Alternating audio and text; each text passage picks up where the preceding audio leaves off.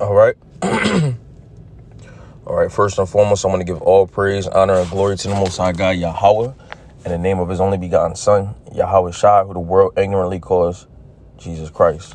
All right. So today, man, I just want to feed you with some milk, because no matter where you at in your walk, you always need that. You always need that milk to nourish you, right? And especially with this specific topic, trials and tribulations, temptations, different things like that. No matter where you at in your race, no matter how far you come along, how many precepts or breakdowns you're still gonna go through trials and tribulations. I guarantee you, sometimes it's gonna mess you up. So essentially, man, you got to stay girded up in this faith. You got to be constantly praying, fasting, right? Teaching, studying. These things all boost your spirit and keep you from fighting, keep you from falling into that temptation or those tribulations that you go through to make you bug out or just, say, effort is enough, man, I give up, because that's essentially what you don't want to do. And that's what our adversary is trying to get us to do. You know what I mean? Put us through so much to the point where we just break, we give up. We show that we not worthy. We show that we not gold. So without further ado, I'm going to just hop right into the scripts. Sirach chapter 2, verse 1. My son, if thou come to serve the Lord, prepare thy soul for temptation. Why is it saying this? Because nobody promised you. Nowhere in the scriptures does it promise you that when you come to serve the Lord, when you come to go on them highways and byways and teach or bid your people to the marriage, right, that everything is going to be peaches and creams. No, if anything, sometimes it might be harder, right? Because now you got to go through, different trials and tribulations. The Lord's going to test you, right? More so than you was in the world. Because now you know the right things to do. Now you don't have a cloak for your sins, right? You can't say you didn't know because now you know. So now you're going to be tempted with evil, right? Whereas though before, back in the world, you just did it and that had no remorse. You see what I'm saying? But now you know what's right and what's wrong. So now you're going to be tempted. You see what I'm saying? Verse 2, set thy heart aright and constantly endure and make not haste in time of trouble, right? So set your heart aright. Be steadfast in your doctrine. Be steadfast in this truth and the Most High's law, statutes, and commandments, right? And in your belief, right? So that way, no matter what comes your way, no matter what you're tempted with, you don't make haste in the time of trouble. So when you're troubled, you're not just hasty to go do something that's, that gets you to break the law. You know what I mean? Verse 3, cleave unto him and depart not away. So what you want to do is you want to hold fast to the Most High, right? When you going through stuff, open up your scripts. Start reading. That's how you cleave unto him. Make a video, right? When you going through things, cleave unto him. How's another way you can cleave unto him? Start praying. Fast, man. So that way he can deliver you from whatever it is that you're going through. You see what I'm saying?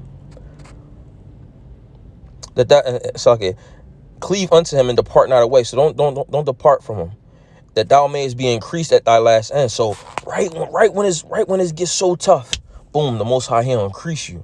And so many times, like I've seen the Most High even increase me. You see what I'm saying? And I can see my spirit has waxed stronger and stronger, over time, man.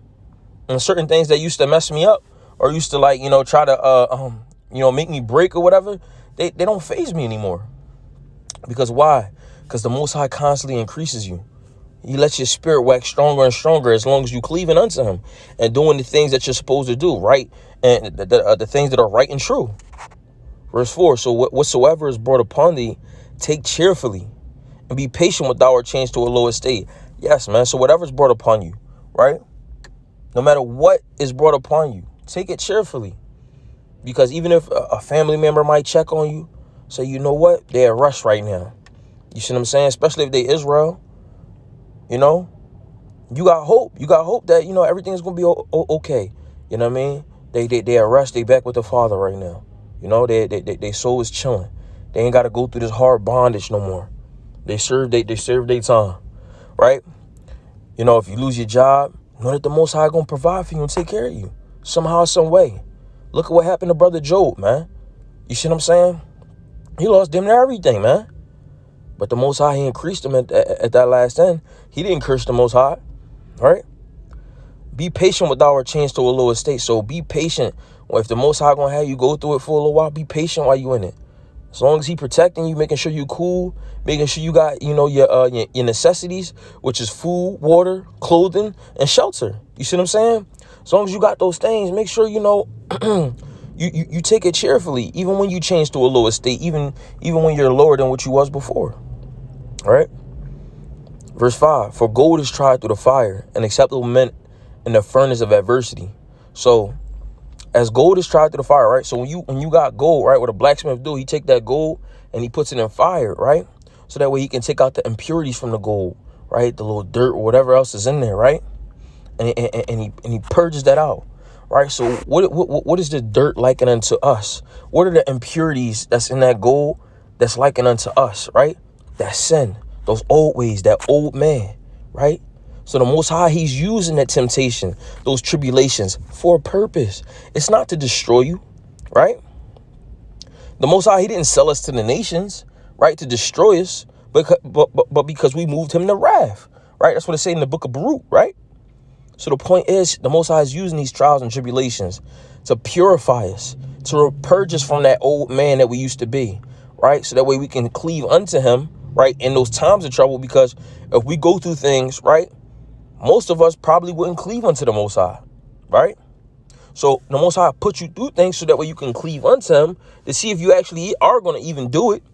And then when you cleave unto him, he increases you at that last end. He'll increase you and make you stronger and stronger. So that way those things that constantly afflicted you don't even affect you anymore. They don't phase you.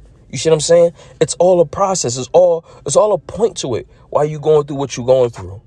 But the Most High, he will increase you, but you have to cleave unto him.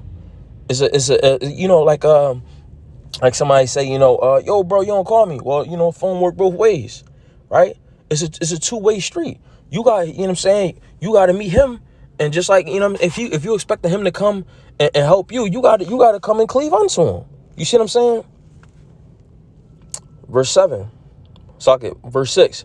Believe in him and he will help thee. Order thy way aright and trust in him. So you got to trust in the Most High God. Because if you don't even have faith in him, right, you can't please the Most High. Because to please the Most High, you got to have faith that he even exists.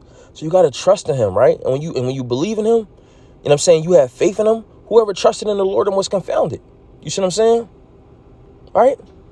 So you got to trust him, but also at the same time, cleave unto him and make sure you're doing as best as you can to follow the law, statutes, and commandments, man. You see what I'm saying? You want to offend less, right?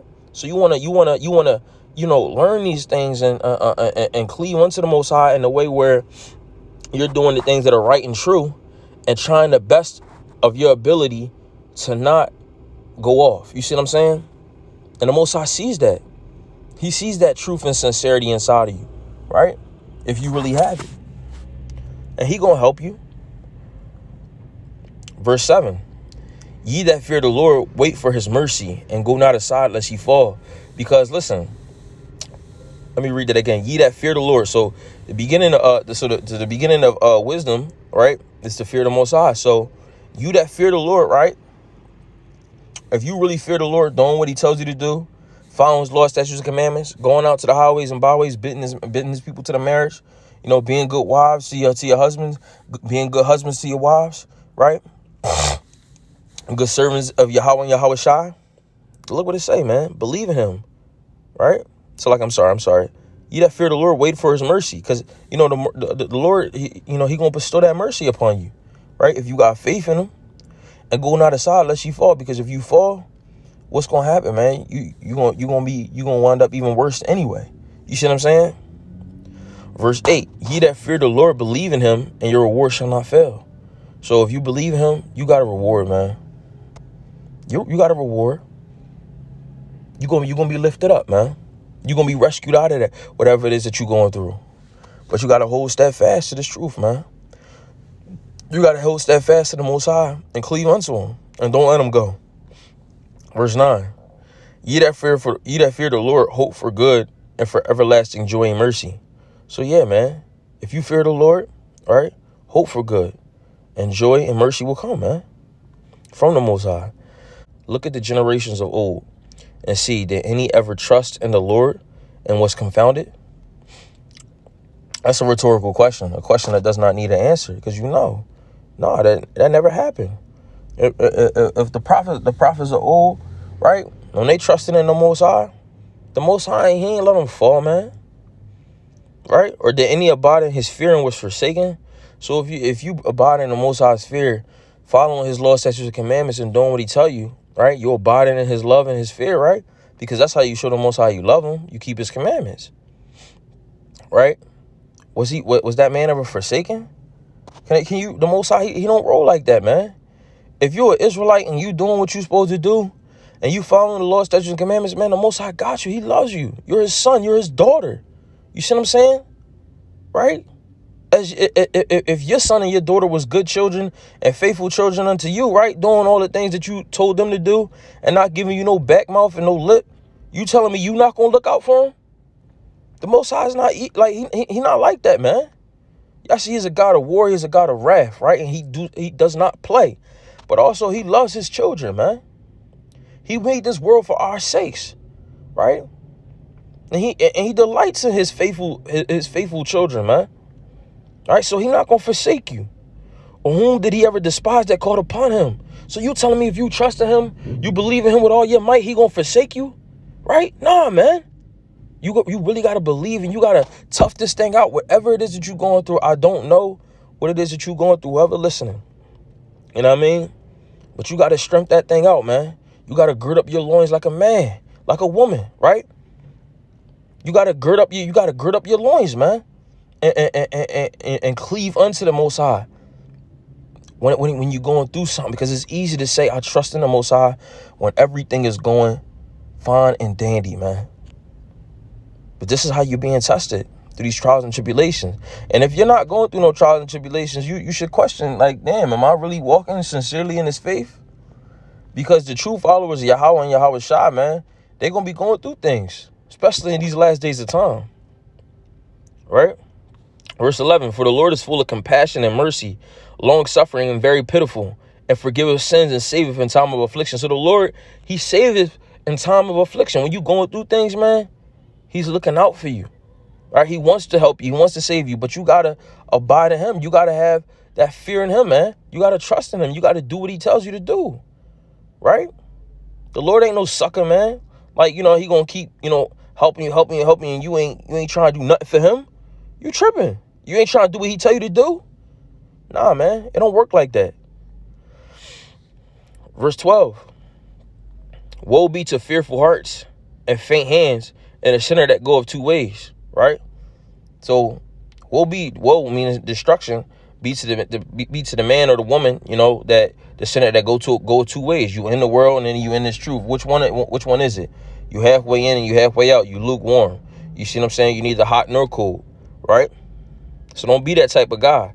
Or don't be that type of sister, right? Verse 13, woe unto him that is faint-hearted, for he believeth not. Therefore shall he not be defended. So when you go through your trials and tribulations, right, and you don't even believe or trust in the Lord that he going to deliver you or save you out of your affliction, I guarantee you that he won't. Because you don't even have faith in him, man. Look what it says, man. Woe unto him, destruction unto him that is faint-hearted, meaning you got a weak heart. Right? You kind of iffy about it. For he believeth not, therefore shall he not be defended. Woe unto you that have lost patience, right? And what will you do when the Lord shall visit you, right? So you guys, that lost patience, right? That thought the Lord, he delayeth his coming. I don't really know if the Lord is real, or I don't know if he really gonna save me out of what I'm going through. This is real bad this time. This is too bad. This is even too much for the Lord. Right? Yeah, you damn skippy. You're not going to be saved out of your affliction because you don't even trust in the Most High. You see what I'm saying? So what are you going to do when the Lord visits you? What are you going to do when that day of the Lord comes? Right? They that fear the Lord will not disobey his word, and they that love him will keep his ways.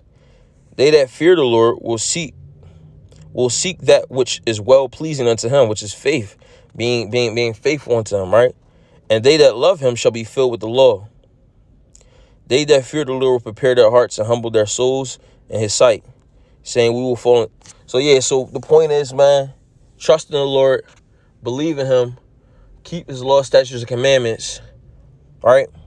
And no matter what you're going through, no matter what trials and tribulations you're going through, right? Make sure that you constantly enduring. Okay? So with that, let me grab one more script for you.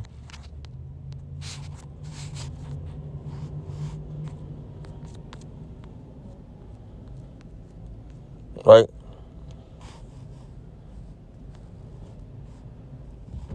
Yo, you rum your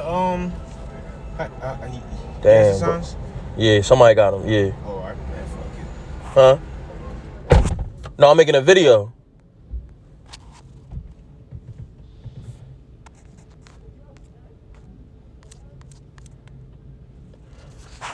For I reckon that the sufferings of this present time are not worthy to be compared with the glory which shall be revealed in us. Right? So with that, I'm going to say, Yahweh, Bahashem, Yahweh Shah, Barakatah, Shalom to all you Akim, right? And Akwathium. Shalom.